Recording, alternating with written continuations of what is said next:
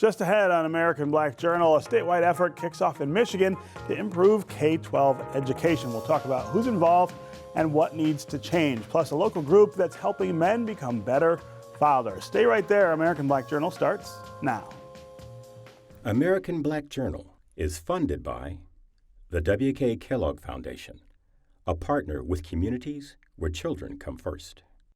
How does diversity bring energy to us all? At DTE Energy, we believe that it's the contributions of all that build great communities. As a company, we grow stronger by welcoming the unique perspectives of everyone. As community members, we support our state's broad culture and heritage. From working closely with women and minority-owned suppliers to embracing our local cultures, DTE Energy is powering diversity. The DTE Energy Foundation is a proud sponsor of Detroit Public Television. Masco Corporation is proud to manufacture innovative and environmentally friendly products for the home. Delta faucets, craft-made in Merillat cabinets, and Behr brand paints have all been designed with you in mind. Masco and its family of companies, serving Michigan communities since 1929.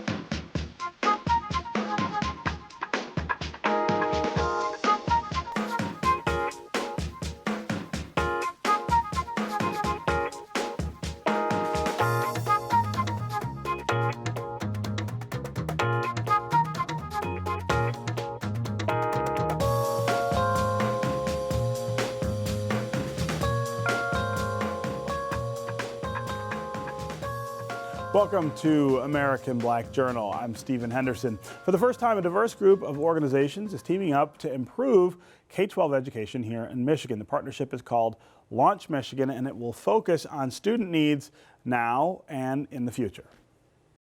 Never before have we seen such a diverse group of organizations and partners come together to improve public education.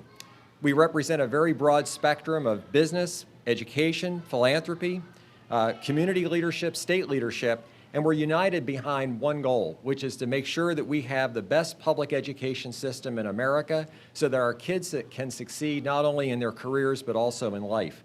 I'm particularly excited because, as you all know, our state has made great recovery. We see lots of things that are going well in our state, but we know that what's happening in our state is not going to be resilient, nor will it be durable if we don't ask this question constant and often. How are the children? And this is a moment for us to ask ourselves, how are we doing for children and by children with our educational system?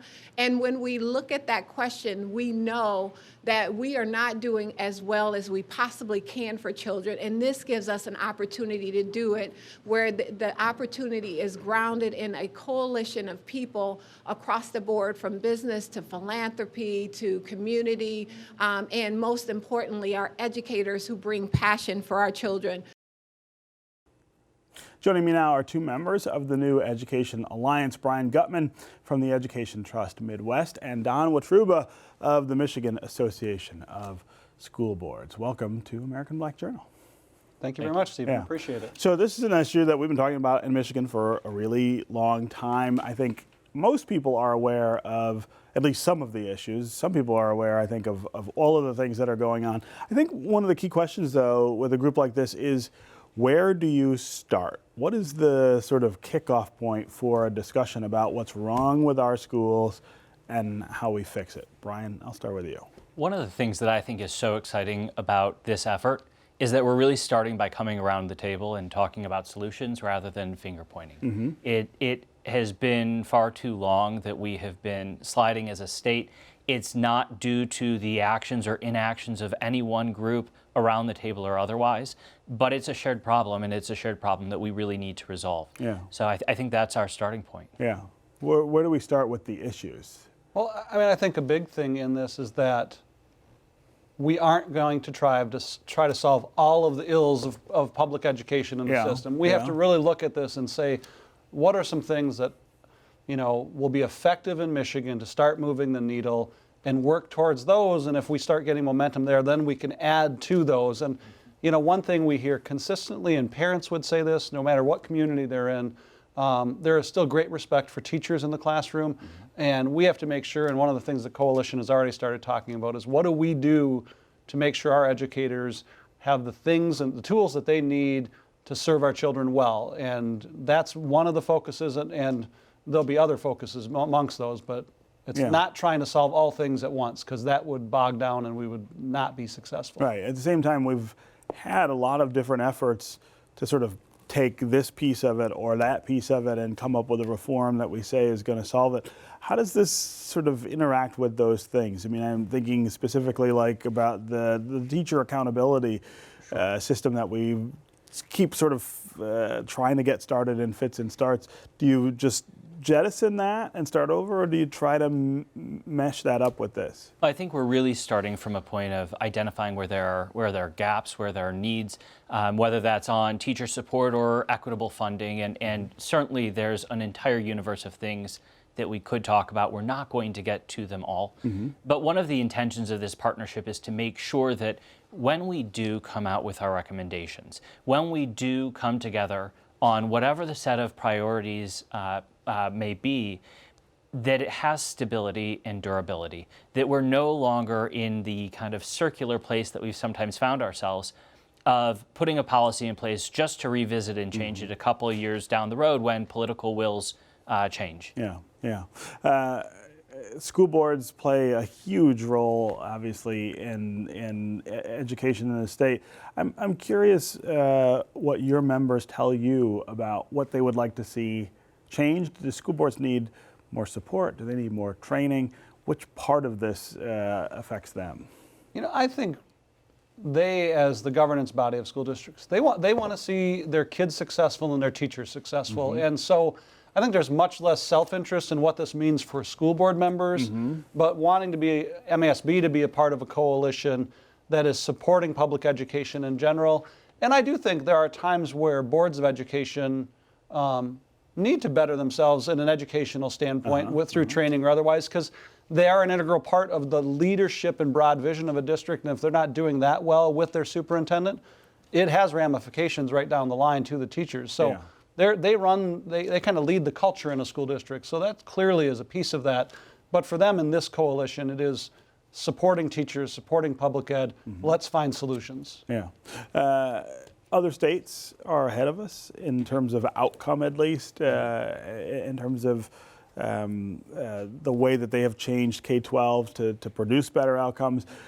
Can you talk to me about some places that we ought to be looking, some places who are doing it not just right, but I guess just better than we are? Sure. So there are many states, unfortunately, that are seeing stronger outcomes, stronger growth for their students, and certainly we want Michigan students, and Michigan students are absolutely more than capable of learning at high levels. All Michigan students, that's what we want. The types of places that we look at, and it certainly varies by the policy, are places like Massachusetts, which pretty much across the board outperforms most other states. Everybody sort of agrees that's the national model. Tennessee's another one to look at, but it's not just because they have strong outcomes or strong growth or policies that have gotten them there, but it's also because they've had coalitions in place that have maintained those changes over multiple administrations of differing political parties. And I think one of the challenges that we've seen in Michigan is the constantly changing nature of reform, that we really need to, when we make a change, and hopefully a really thoughtful, research-based change, when we make that change, that we actually stick with it.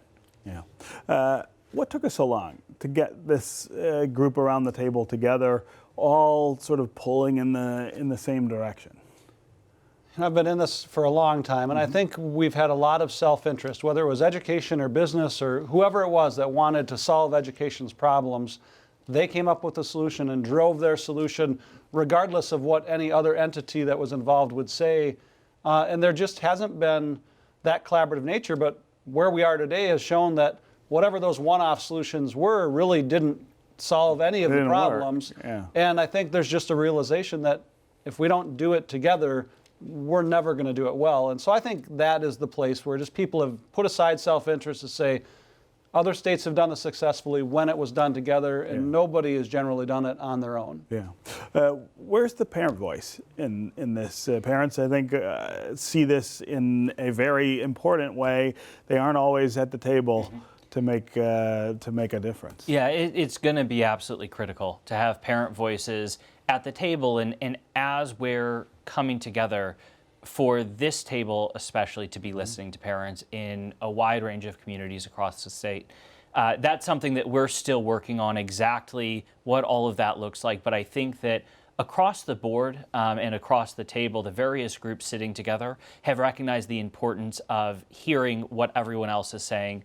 That has to include parents, that has to include educators, and we're really pleased to see such a diverse group of partners around the table that already have deep networks. They're already connected in their parents. communities. Yeah. Employers are also parents. Sure. Teachers are also parents. School board members, and there will be intentional efforts to make sure that the voice of the community, the voice of the parent, is absolutely heard and absolutely considered as this group moves forward.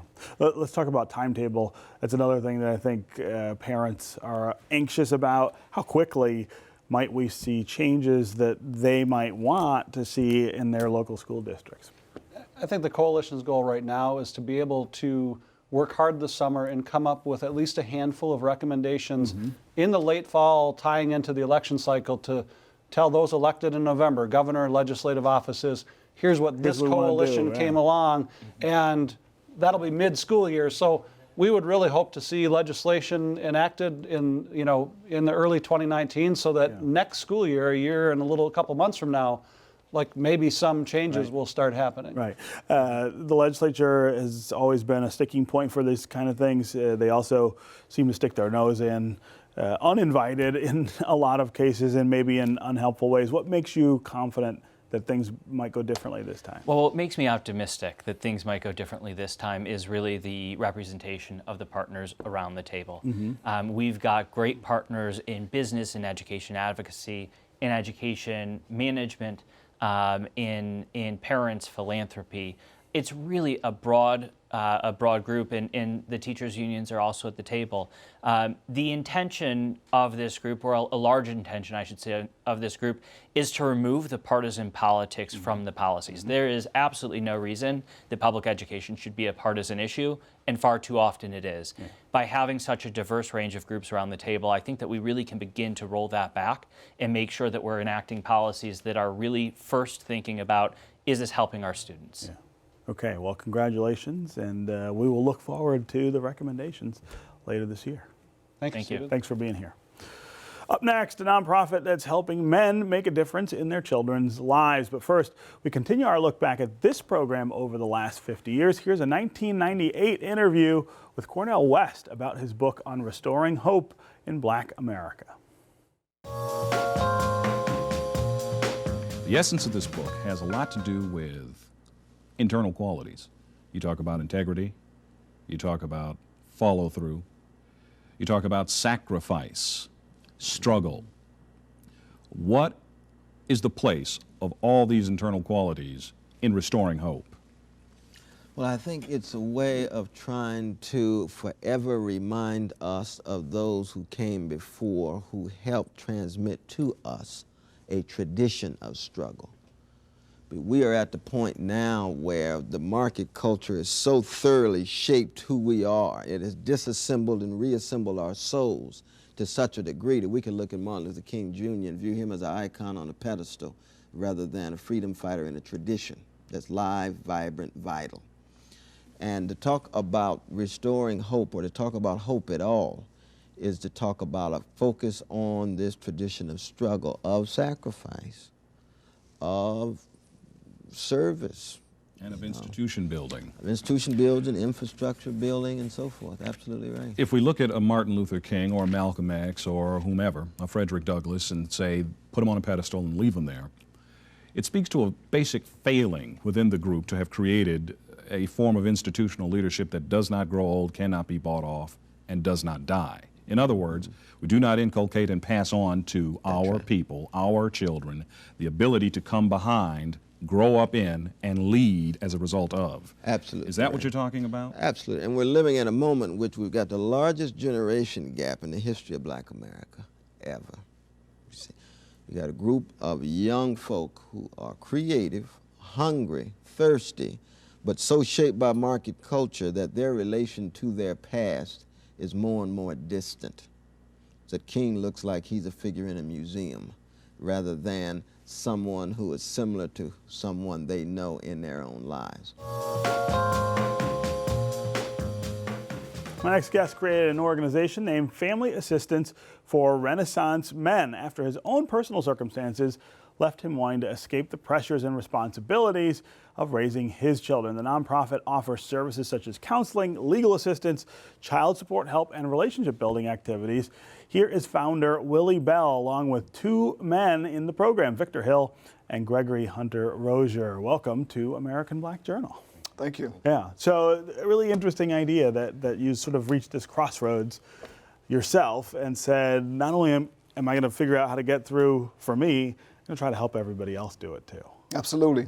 Once you've grown up Black, of course, in the hood, and you start realizing there's a better way, there's got to be a better way, you start trying to figure out what's a better way, right? Yeah. And then after the men upstairs kind of shown me how to get it right, he told me, he said, look, I want you to turn around and help some other brothers out there that need help, like I helped you. Yeah. Talk about what happened for you personally to bring you to this point. So I didn't have a father in my life, right? Like many Black guys out there don't have fathers. And because if you don't have a father in your life, what happens is, as a man, you're trying to figure it out. You need some sort of male role model to kind of get you on the path of learning how to be a man, right? But society says that, you're supposed to know how to do it automatically, right? And so for me, I didn't have a father, and not having a father meant everything to me. Yeah, yeah. And so what did you decide or how did you decide that this was the right program or the right idea to try to help other folks? Well, so I'm the oldest of five, right? And I was on a search to kind of figure it out. And I started looking around and seeing programs like the Partridge Family, Brady Bunch, right? And you want some of that. You want to be like that, but you realize you're different. Your family is different. So at some point in my life, in my 20s, early 20s, I fell on hard times. I lost my job. It was Reaganomics times, and there was no job to be found. Wow. So I was one of a few guys who actually was able to reach out and get a job when there was no jobs to be found. That started my faith, and after my faith began, I started applying all the principles. I learned the principles and I started applying the principles. I started writing the principles down, and he told me after that to write this program to help other brothers. Wow, wow. All right, so Victor and Gregory, tell me what you're getting out of this program. Well, the counseling was very valuable. That actually helped me get my life back in order because, like Mr. Bell, I went through a hardship where I had lost my job, family had fallen apart, and I needed something to get me back in the right path, and I wasn't able to figure it out. Coming to the program and being able to open up and be honest about the things that I was going through and getting some insight from other gentlemen, older and younger than me, and it helped put things back in perspective for me and able to get my life back in order. Yeah. Talk about how it's changed your relationship with your children. Oh, it's actually improved my relationship with my children a lot more because I was able to be honest with myself about the things that, were my fault and things that I could have changed to become a better father, and the things that, I lacked, I was able to learn and, apply that to my kids' lives. Yeah. Victor? Absolutely. Similar to him, I was didn't have a job at the time. At the time, I was pursuing an apprenticeship, and so in order to get the apprenticeship or to get the job, I needed to have a driver's license. At that particular time, I did not have a driver's license. The amount that I owed for driver responsibilities was pretty much overwhelming. And so Mr. Bell and his program, they enabled me to find a way to get my driver's license back just in the nick of time in order to get the career that I was after. Talk about your relationship with your kids. After the program gave me some tools in order to strengthen my relationship with my children. With my oldest son, that relationship was a little strained. Me not being in his life properly like I felt I should be, it was a little strained. He had some resentment, and everything towards me. So the applying some of the principles that Mr. Bell laid out enabled me to just sit down and actually have that real heart-to-heart talk with my son. And since that time, we've been having these talks. We go out, we spend time together, and it's been wonderful ever since. Yeah. One of the important ideas here, I think, is the idea that fatherhood is a continuum, right? It's not about this incident or that. And as dads, you always find instances where you feel like you come up short. I don't think there's any father in the world who doesn't ever feel that. Right. But there's always an opportunity the next day, the next hour, to go back and say, well, I can do this better. But I think a lot of folks end up feeling like, I've screwed that up and I can't fix it. Yeah, and society, again, they expect reinforces that. Yeah, right? absolutely. But there has to be, at some point, we have to start thinking about some point, when do we give these men a second chance? When do we give these fathers a chance to get it right? When a father or man makes a mistake and he's not there, who's going to help him to steer the course, get back on track, and get this thing right? Yeah. So we have 5 components to the program. Mentoring, as Mr. Rozier just was saying about the mentoring program, how it helps untangle the thought process of getting it right. The father-child relationship building program, we have a partnership with Wayne State University School of Social Work, which helps with the reconnection piece and the betterment, the relationships for the fathers and the children. The workforce development skill building program, that helps get them job skills and get them back on the job track. What you hear around the table here, everyone has had that issue with work, right? Yes, sir. Employment. Yeah. Yes, sir.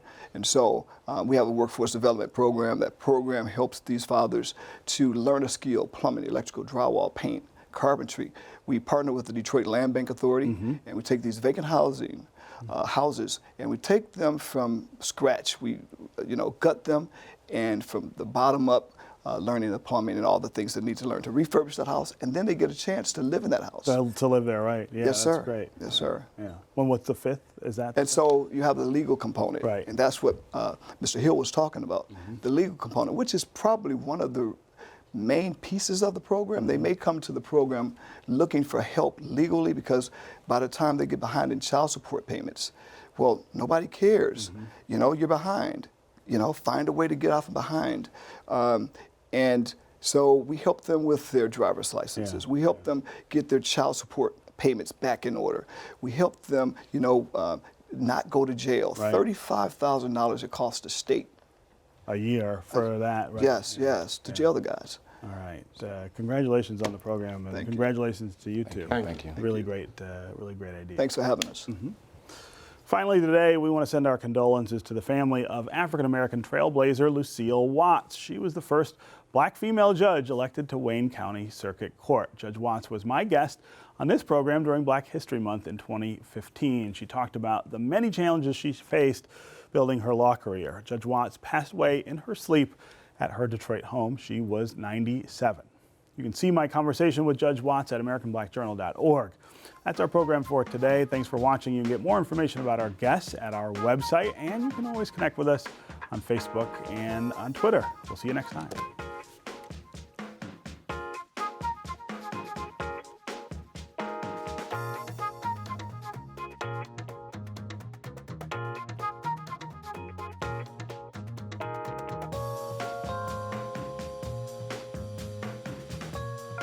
As American Black Journal looks ahead at the next 50 years, we want to hear from you, the viewers. Tell us what you think of this program and what you'd like to see on future episodes. Visit AmericanBlackJournal.org to take a quick survey and share your opinion.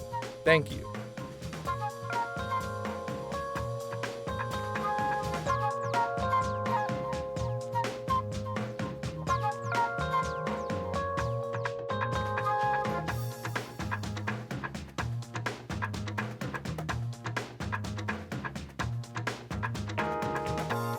American Black Journal is funded by the W.K. Kellogg Foundation, a partner with communities where children come first.